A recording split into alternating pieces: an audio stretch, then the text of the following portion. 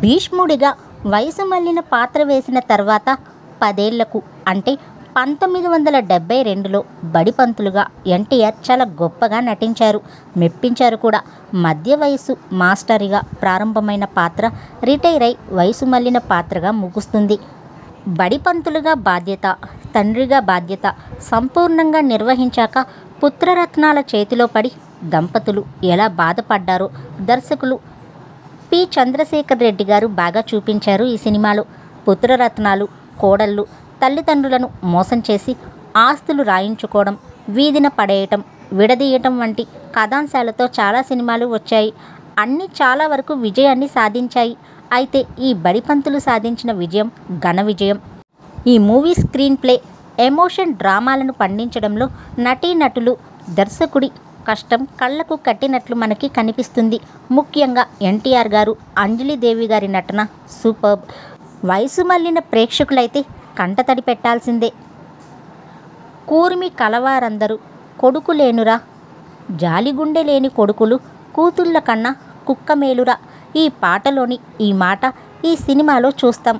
కొడుకులు ఇల్లు తాళమేస్తే ఎప్పుడో చదువుకున్న విద్యార్థి విశ్వాసంతో ఆ ఇంటిని వేలంలో కొని బడిపంతులకి సమర్పించుకుంటారు. విశ్వాసం కల విద్యార్థిగా జగ్గయ్య గారు, అతని భార్యగా జానకి, కొడుకులుగా రామకృష్ణ, కృష్ణంరాజు, కోడళ్ళుగా జయంతి, విజయలలిత, కూతురిగా పద్మిని, అల్లుడిగా రాజబాబు గారు ఈ సినిమాలో చక్కగా నటించారు. ఇతర పాత్రల్లో అల్లు రామలింగయ్య, సూర్యకాంతం, ప్రబుద్ధులు నటించారు. మరీ ముఖ్యంగా చెప్పుకోవాల్సింది అతిలోక సుందరి శ్రీదేవి గారు మనవరాలిగా ఆరిందలాగా ఈ సినిమాలో నటించారు. బూచాడమ్మ బూచాడు బుల్లిపెట్టెలో ఉన్నాడు అనే టెలిఫోన్ మీద పాటలో బేబీ శ్రీదేవి అభినయం చాలా గొప్పగా ఉంటుంది. ఈ సినిమా విజయానికి మరొక ముఖ్య కారణం కెవి మహదేవన్ గారు సమకూర్చిన సంగీతం. పాటలన్నీ సూపర్ హిట్. భారతమాతకు జేజేలు, బంగారు భూమికి జేజేలు, అలాగే నీ నగుమోము నా కనులారా కనువిందు పాటలో ఆర్ద్రత, అంజలిదేవి గారి నటన వర్ణించడానికి మాటలు చాలవు.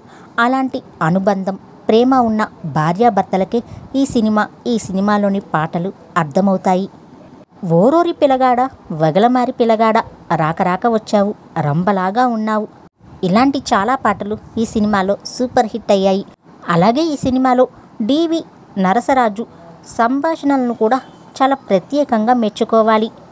ఈ సినిమా మరాఠీ రచయిత విష్ణువామన్ శిర్వాడ్కర్ నవల వైష్ణవి ఆధారంగా కన్నడలో బిఆర్ పంతులు తీసిన స్కూల్ మాస్టర్కి రీమేక్ మన బడిపంతులు సినిమా.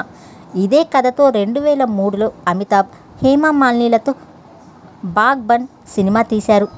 ఎన్టీఆర్ గారు నటనకు ఉత్తమ నటుడిగా ఫిలింఫేర్ అవార్డు కూడా వచ్చింది. 100 రోజులు ఆడి కమర్షియల్గా కూడా ఈ సినిమా సూపర్ హిట్ అయింది. టీచర్స్ డే నాడు ఏదో ఒక ఛానల్లో ఇప్పటికీ వస్తూనే ఉంటుంది ఈ సినిమా. ప్రస్తుతం యూట్యూబ్లో ఈ మూవీ ఉంది. చూడని వాళ్ళు తప్పక చూడండి.